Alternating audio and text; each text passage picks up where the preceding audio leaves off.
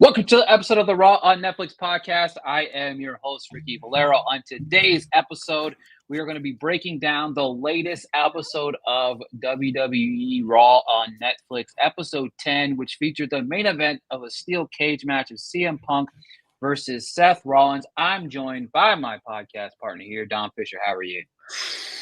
Finally, Ricky and Dom are back on the podcast. Man, we know that we're on the road to WrestleMania, and just like any show that has many episodes, we're from time to time we're graced with filler episodes, and this just might have been one of those fillers. Yeah, it was everything that we talked up last week. I know. We were like, man, Madison Square Garden is going to be the big show. And I kind of like, when you come down to the surface of everything, you're almost like, damn, Madison Square Garden really got the shaft. Mm-hmm. Because this, at the end of the day, didn't end up meeting or being anywhere near the expectations of what I expected. Because you obviously had the big icing on the cake for the steel cage match. But everything in between almost felt, like you said, a filler.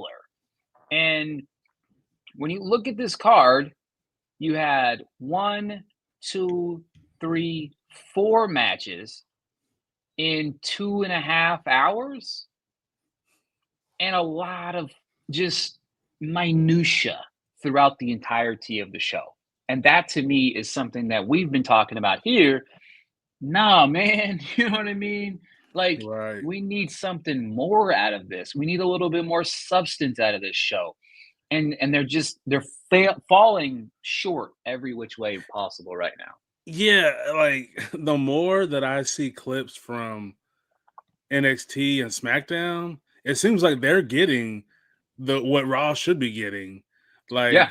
Raw's, that's the kick off the week. That's and where a lot of the main talk happens for these big PLEs, specifically WrestleMania. But the more I see, these other clips, I'm like, yo, SmackDown's getting the good stuff. They're getting their hand in the cookie jar, and we're left with like the crumbs. It feels like sometimes. Yeah, and it's crazy because this week's episode featured a lot of again, we are now 2 weeks past Elimination Chamber, and now we finally hear that we're going to hear from John Cena next week in Belgium. I guess a special start time for all next week is going to be 3 p.m. Eastern time, so that's definitely interesting. Little midday Raw.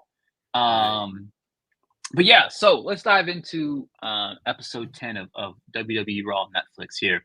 We started off with Jey Uso versus Grayson Waller. The Garden much loved them. Yeeting. They were yeeting all over the place. Yep. And again, man, my favorite thing when he's coming down that aisle is watching him just get so blown up. And this time, you're coming all the way down. You got to wrestle a match. You know what I mean? And you can kind of see, there's some exhaustion on his plate right now, right? For sure. I've noticed in the past couple of times when he has these long entrances, I'm like, yo, he's like really winded right now. And that is a lot of expended energy. Not only doing all the eating, you got the kid out of the crowd to do it with you, but you're taking a lot of steps. Yeah, he's getting close to his 10,000 just walking down these steps to the ring. You know what I mean? But I'll tell you what, man. All this proved to me. We talked about this on the podcast. I said, man, we need some tag teams. Mm-hmm. This match only proved one thing. I like Grayson Waller, and I like Austin Theory. These dudes are bangers, and this was a good little match. It served its purpose, but to me, only thing that this proved in this match was I want more Theory and Waller, and I want them in a feud with somebody, with them winning the tag team title. Let them beat these the War Dogs or whatever they're called over here. Let them beat these War Dogs for these titles, man. What did you think about this match, though? Yeah, I mean, I definitely think that they did us a disservice by putting that 3-minute commercial in the middle of the match, because when they came back, you saw Waller hitting him with the little between the legs elbow drop, and they were like, during the break, Waller been working Jay. I'm like, yo, like, why are we not seeing this? Because clearly, like, they're really good wrestlers, and that match just kind of proved like this is a tune-up match essentially to lead Jay into WrestleMania. But like Waller put some work in, and with the chatter online is Austin Theory gonna slowly turn face? And it looks like the past couple weeks he has. He's kind of been eating a little bit because he kind of likes it, and he's got all the appeal. So, is he go that way, or does like this kind of new excitement go, oh no, wait, we need to kind of keep them together and let them, when we lose like the Miz and R-Truth kind of dynamic, they kind of pick that up. Right, as much as they are goofy, they're very like threatening as a tag team, so it could be interesting. Yeah, because at the end of the day, the last thing we need any more of on this show is more singles wrestlers. I know, like that's the last thing we need. Every week they come out with new people, promos, all this stuff that I'm like, damn, like I forgot he was on this roster, but it's like, damn, no wonder I forgot he's on there, because who is he supposed to wrestle? You know what I mean? Like, and we don't have any matches on here.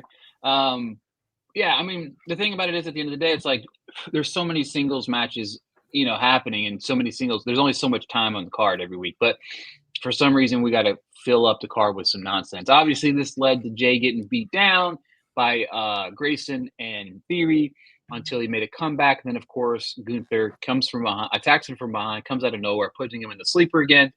And it's just, I like it because they're building towards it, but also, can we try something a little bit new? I know. Like, my thing is, as Jay wins, let him feel comfortable, and then maybe Gunther catches him in the locker room out of nowhere, or he tries to take him out like Naomi did Jay. Something where it goes, oh, shit, he almost got him. Oh, because, yeah, it's becoming, all right, what's going to happen this week? How's he going to get him again? And maybe as it does become predictable, hopefully next week they change it, because Jay will be on the lookout for it to happen. But yeah, there are certain things that they are doing, which we'll talk about once we get to the Intercontinental runner-up match, contender match, that I'm just like, we're starting to be able to know what's going to happen with some of these matches, and I don't like it. Yeah, it's kind of exhausting. Logan Paul promo, we kind of knew that this was. I thought a match was happening for some reason. I was wrong. Yeah. I thought it was Logan Paul versus AJ Styles. I think we even said something. I was like, oh, cool, that's going to be a match. And it ended up just into a promo. Can we talk about how he randomly ripped the fan's shirt off, but it had to be like a plan of some sort? I know. That's the first thing I said when I saw it. I was like, oh, that's a plan. First off, his shirt ripped hella easy. Perfectly from the seams of the shoulders. Not saying the Logan's not strong, but it would have took a few tries. And I was just like, and even the guy didn't even really have a genuine reaction. He was like, oh, man. I was like, if you're going to plan somebody, make sure he knows what he's doing, because he was just like, oh, man, but I kind of look good with my shirt off. Look at me. I was like, all right. With a shirt that I've never seen before that said, I hate Logan Paul. I'm like, come on now. Yeah. Paul does this promo. Can we please, how many weeks in a row do I have to plead with Logan Paul to stop talking? I know. You literally got to the point where you couldn't hear this man talk. And it was great. Let the fans boo you. And there's an example of this later on that somebody does let it happen. And it was brilliant. And I'm like, let this man teach from this. He goes to Andrew Schultz. Who's got a Netflix special that they were trying to plug. They're trying to plug the Netflix special. So Andrew Schultz, he he says, "Oh, I'm here to see, whoever it was," and then, obviously he We're finally here to see the remembers it. cage match. We're not here to see you. Yeah, and then he finally remembers AJ Styles' name, which he probably forgot. And then so obviously Paul throws him over the guardrail and starts to try to beat him down, and then takes 25 minutes to set him up for a move, only for them to play the fucking music of AJ Styles, which then he stops the move, and then. There's actually one way they did this later in the show where they didn't play somebody's music, and it was brilliant. And we'll talk again, use of brilliance here. This was fine, whatever. AJ versus Logan Paul is going to happen at some point, I'm assuming. So, and I wish I would have wrote it down. There was something that Logan said. I have to go back and rewatch that segment. That I was like, oh, that's perfect for a shirt. You have a perfect shirt with that saying, and I can't remember what it was, but I just remember going, oh, that needs to go on a shirt. If somebody sees this, you might know what I'm talking about, but I'll go back later and find it. But yeah, Logan, I think he's like us. He's a podcaster as well. He loves to talk. So he just and you could tell at first he wanted to let it ride, but he was like, I got to get these bars off. I'm like, bro, you don't. You don't. You literally could have sat in it and been like, y'all just man, I'm the best. And then that'd be it. And then go call out Schultz. Then let AJ come in. You could have made it very simple. Yeah, very simple, very easy. We saw the Crew. TKO is randomly starting a boxing company, I guess. So, yeah. All right, cool. The monopoly continues. Yeah, exactly. All right. Oh, my favorite part of the night. Guess what we got? We got another match between the New Day and the LWO, man. But can everybody promise me that was the last one? I know. Can everybody promise me that was the last one? Because they beat him, period. And it sucks, too, that it was a good match, but it's like we keep seeing this same kind of over and over and over. Yeah. Oh, by the way, this was my first time watching the full live show, and I was infuriated the entire time. These ads are just a little too ad. Dude, the ads are 3 minutes is nuts. I can understand if you I don't know how many ads there are during the whole show, but if you take those ads and sprinkle in them as 15-minute little things, it wouldn't be as bad. But 3 minutes, that can be like a whole half a match, damn near, depending on who it is. Entrances. Yeah. Which is one of my favorites. Sometimes some of the entrances are fun to watch. You know what I mean? because it makes the match pop. You go, oh shit, and you get kind of that energy. Yeah, and then you just like, oh, they're in the ring already. Cool. Yeah, exactly. Next, so that was Chad Gable coming out with the American flag match, which was hilarious. I mean, I'm here for it. I love it. I'm soaking it up, so I'm not even mad about it. And then what happens later? And then what happens later? That wasn't me. And then they played it off with somebody else being quote unquote arrested for wearing the mask while that was hilarious. Like I said, hopefully that's the last time we ever see these two wrestle each other ever again. We got Finn Balor versus Braun next week for the IC title. That should be a match that's going to be interesting. Yeah, it seems like, again, I think the way that Dom and Liv operate is kind of perfect for this whole thing, because Dom is secretly running shit without running shit. He's like letting Finn believe, yeah, you're the leader. I got you this match though, you know what I'm saying? Kiss the ring. And there's, oh man, thanks. And then, Liv is like, why didn't you just make that for you? So Dom's cooking. He's cooking something. I don't know what it is, but I like it because I like this dude. And I didn't realize he's only 28 years old. So I can't wait to see what they let him eventually really do, because he hasn't not even close to maximizing potential, because this dude, he could be the face if they let him. Yeah, 100%. I love the guy. I wish they'd give him more of a singles run. You know what I mean? Honestly, I wish they would have kind of maybe kept the tag belts on these guys, because I like them a hell of a lot better than the Donkey Kong's guys or whatever. All right. This is where things are going to get a little controversial. Okay. First off, by the way, Cody Rhodes promo starts with the entrance. Commercials are very weird, and then he randomly pops up in the ring, missing the whole entire entrance thing. Very weird. Very live crowd most of the night, which I really do like a live crowd the way they were live. It's New York, you expect it. The crowd was a little bit in the middle here. Yeah. There was a "Let's go Cena, Cena sucks" going back and forth, and they were pretty loud for Cena. Yeah. And this is what I said. This is what makes the difference. Everybody's like, "Oh, it's Hulk Hogan, NWO, all of." No. Nobody liked the NWO at first. You know what I mean? Yeah. It was later. It was cool. Yeah. But there was that hate was legit back in that day. And that's the thing that I've said from the beginning. Cody Rhodes ain't that guy. He's not that guy that you can put up against John Cena, and John Cena is going to be 100% bad guy. Yeah. No. Like, I think, in my opinion, the heel turn by Cena makes him look cooler in some levels and does in some people's eyes. But all of this was for what? For him to say, "I'm the captain now"? I know. Somebody explain to me this promo. That's what I was confused about too. You came out and you said a bunch of the same stuff in different ways.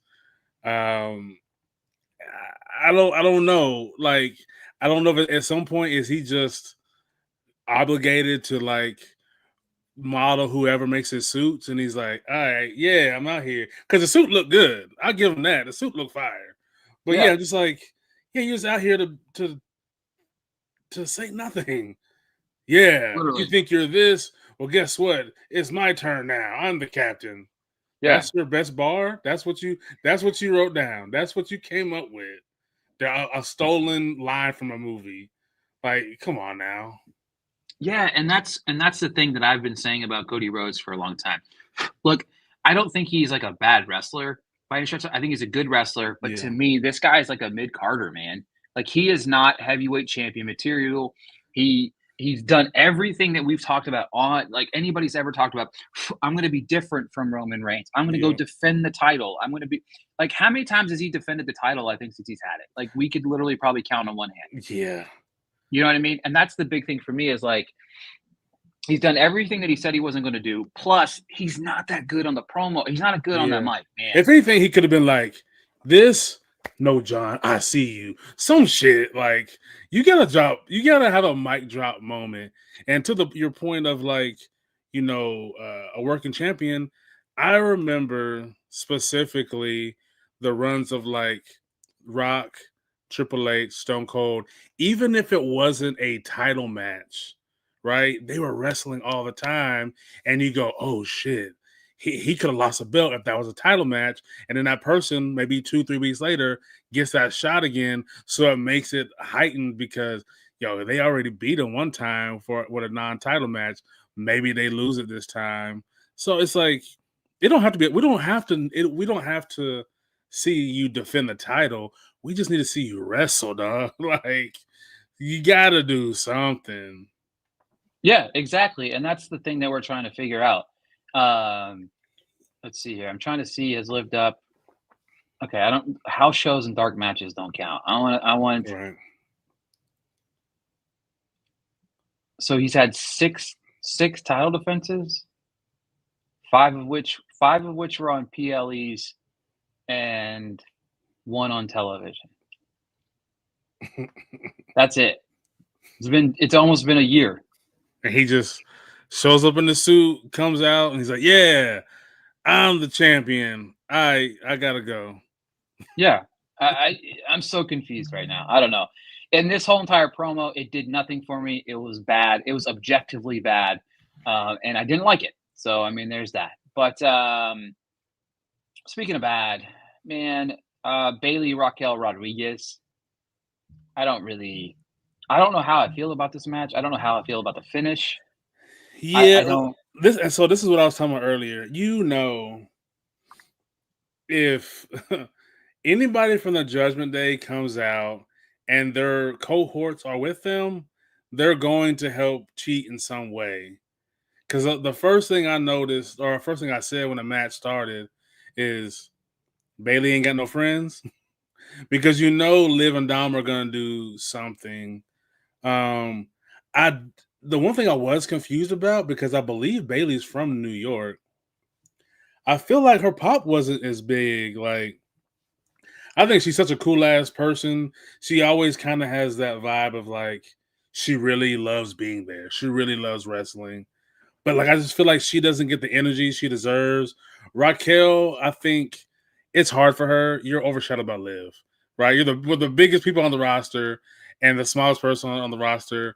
She's outshining everybody, so it's hard for her to come out of the shadows of Liv. And I don't think she cares too much. I mean, she got a tag title. I don't know, like I don't her with the Intercontinental title if she eventually wins. I don't know if that makes it any better than Valkyria because Raquel also doesn't have much of a personality because she's Liv's lackey. So I don't know if this is the end of that partnership. If she wins and they go, hey, she wants to feel special now, and she's like, no, I have a title by myself and it's my time. So I don't know if you go that route, but yeah, it was. I don't know. It wasn't very awkward match. The energy felt weird. Yeah, and I think about it is I like the idea of Raquel with Liv based on being the bodyguard. Like we Hmm. talked about it. I saw somebody online say it's like Shawn Michaels and Diesel. Like let Yeah, them be that. Let her yeah, be let Liv be the good looks. Let Liv get beat down in the tag team matches. And then here comes the bodyguard. You know what I yeah, mean? Like let her be the unstoppable force. I yep, just don't feel like if you're gonna have her be the unstoppable force, you do it against somebody as talented as Bailey. You know what I mean? yeah, Throw yeah, her throw her one of these other girls that aren't very good in the ring. But to me, it's like, what are we doing with Bailey? Bailey's deserving of a short match with Raquel and loses. yeah, Like, I don't know. It's kind of come to the point. I don't mind the Judgment Day doing what they're doing, winning the matches the way they're winning them, but it yeah. still just doesn't. It still's not adding up for me. Also, let's talk about this Io Sky thing with Michael Cole. Okay. First thing I'm going to say is this: Logan Paul. Watch what EO did. Yep. The crowd started chanting, "You deserved it." She was in the middle of saying something and she shut up and soaked it up. Yep. Okay. That's veteran presence. She has character. I Mhm. like it. I'm just in the middle because of the pro. It's like, and I know that she's practicing her English. You can hear Mhm. that she's doing it. I Yeah. think it just comes off a little rough Mhm. because and now how things play out, it almost feels on purpose because obviously we have Bianca come out, right? We had Yep. the face off here, and then Ripley comes out, and while they're out there, they start having a bickerment and kind of pushing EO to the side, like, Yeah. you're not here. You're like a fly. You're You like, don't go away. matter. You don't matter in this scenario. And then obviously what happens happens. But something was missing in this moment with EO, and I don't know what it was. I liked where it landed, but even after it landed, it was still very awkward. Like Yeah. if you're Ripley or Bianca Belair, you're just gonna let her slap the shit out of you and Right. just do nothing. Yeah. I Yeah. don't know. It was definitely. I feel like right now they don't fully know how to develop EO yet. I think that's Mm-mm. what it is because she is solo worthy, right? And I feel like that's what they're really trying to do because, you know, Dakota, she's very quiet right now. So it seems like they're all right, we're gonna push her, but they don't know exactly, do we make her aggressive or do we make her the keep her as like kind of bubbly and how she is. And they're trying to make her put her foot down. And it was like, I don't know if that's the route she goes because she could have easily walked to the end of the ramp and been like, good luck. This is still my bet. Whatever she has to say. Um, because now this is what everybody online has been dreading is that they're afraid this is going to become a triple threat match. And it does feel that way. And I feel like you can't do that to EO. She deserves her one-on-one. Like Rhea can she can do something later. She's had her run, and I just either if it's not gonna be a triple threat, it's gonna be some kind of match where she gets to face whoever wins at WrestleMania, or she comes to she is just setting it up kind of too easily for one of the either she's gonna come in and interfere, or it's gonna be a triple threat of some sort. Or maybe she has a run in with Jay. I don't know. It just they if you're gonna let EO be champ, let her have her shine. Let her figure out the thing, because like you said, if she's able to go out there and say few words and it gets her point across, then let her be like the quiet champ. She don't gotta say much. She's a badass Yeah, already. let the action in the ring, do the talking. Yeah. Let her be John Wick. All she Yeah, gotta say is exactly. I accept or I win. Like just small sentences, and that's it. That's all she needs to say.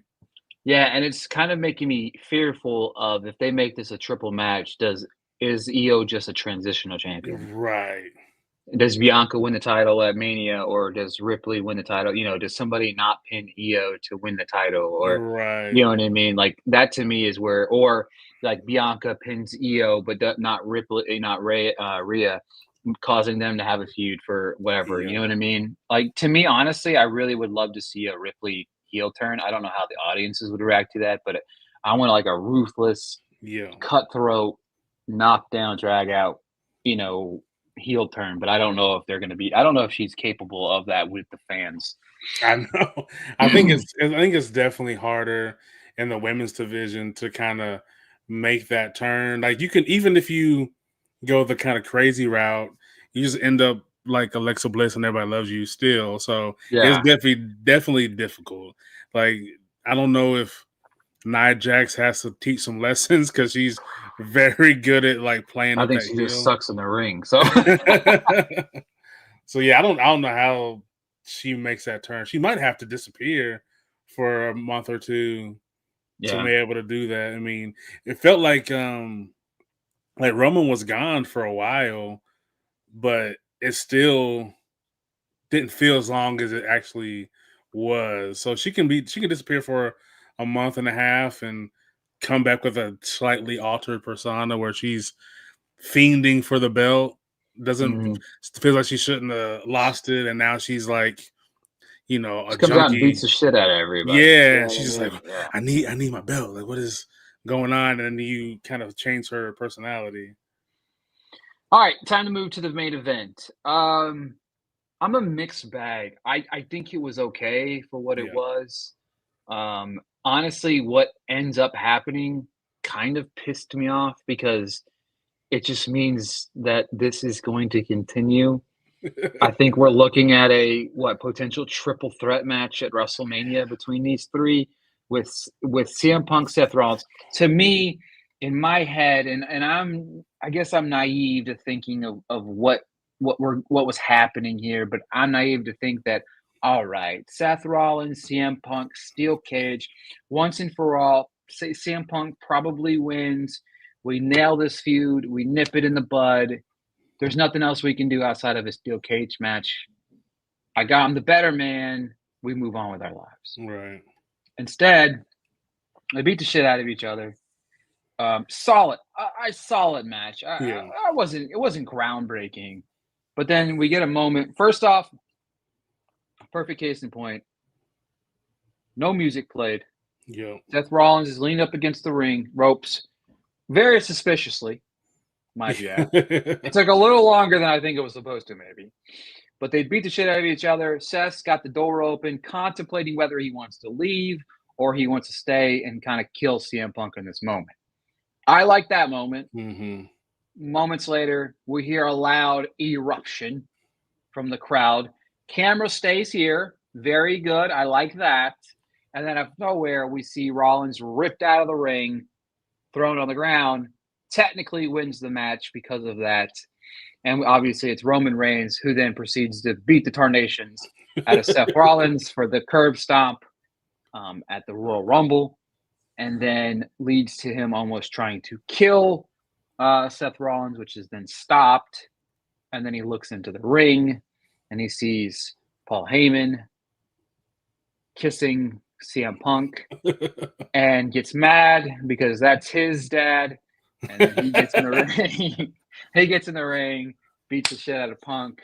Paul Heyman's like, "Oh my god!" So there's something brewing there. Yeah.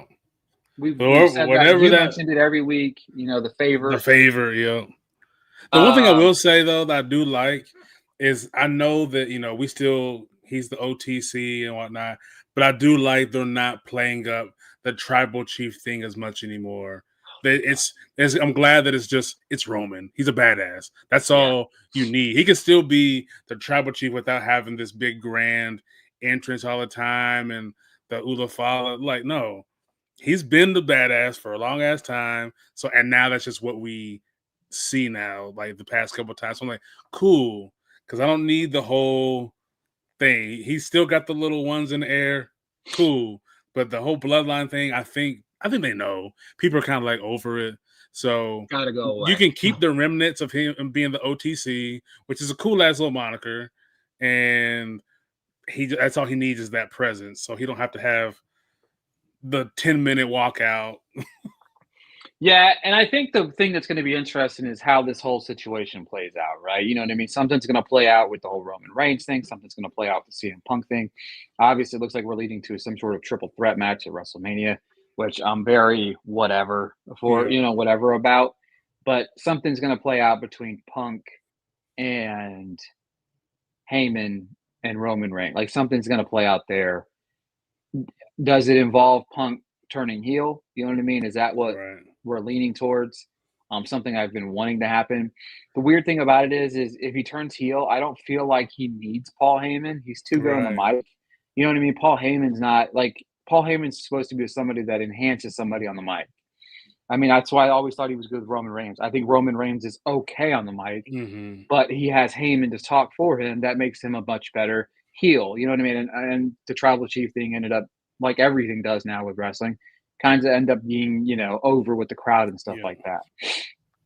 But I don't know what's going to unfold. I don't know if I really care either. But What I foresee, because there is so much back and forth between Rollins and Roman, the Shield's coming back.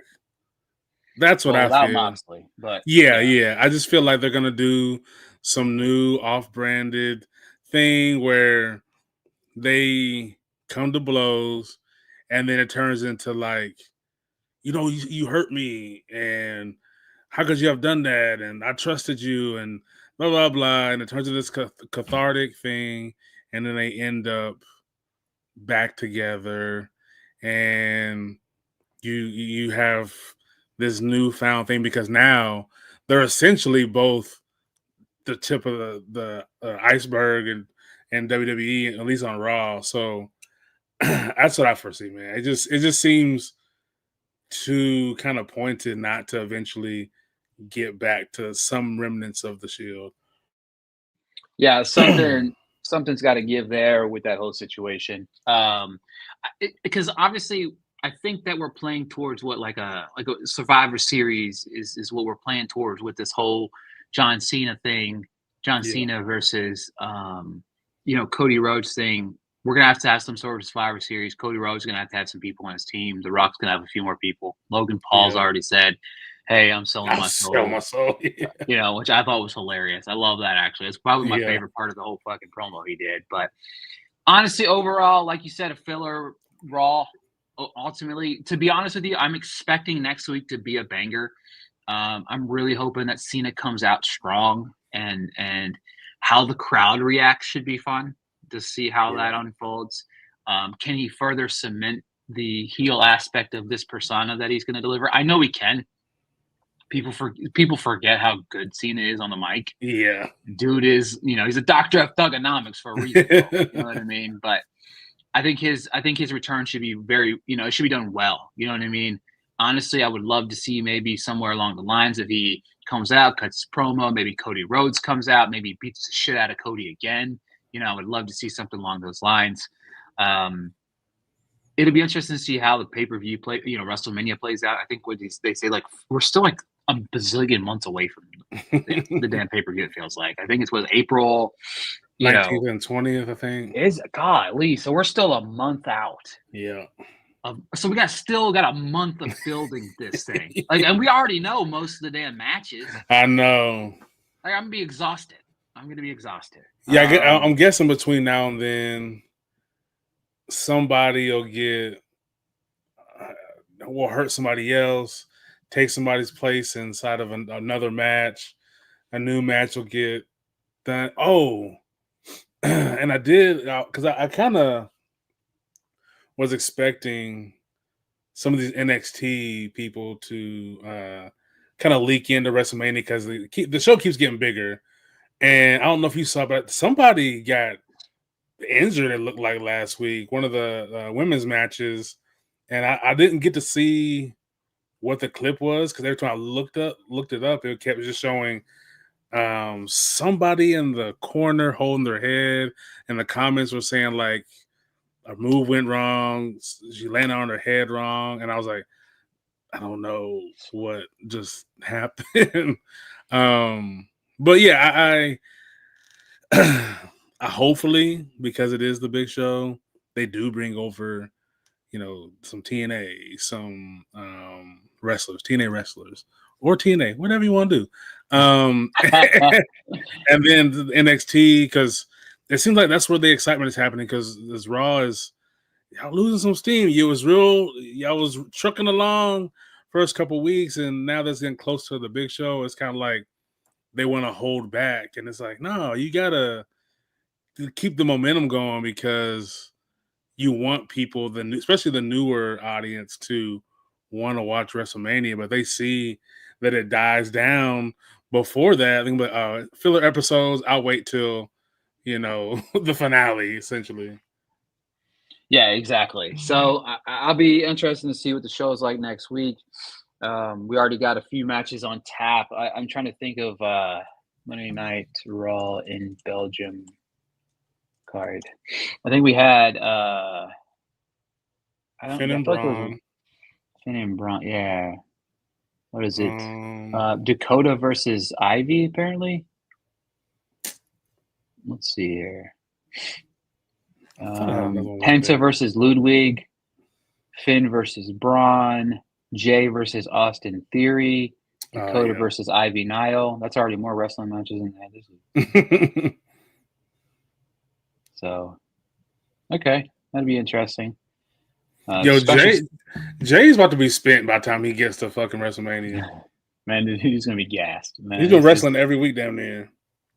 Yeah, homie's gonna be gassed for sure. It'll be interesting to see how that plays out. But yeah, so that is it for this week's episode of the Raw on Netflix podcast. Thank you guys so much for tuning in and continuing to support the show.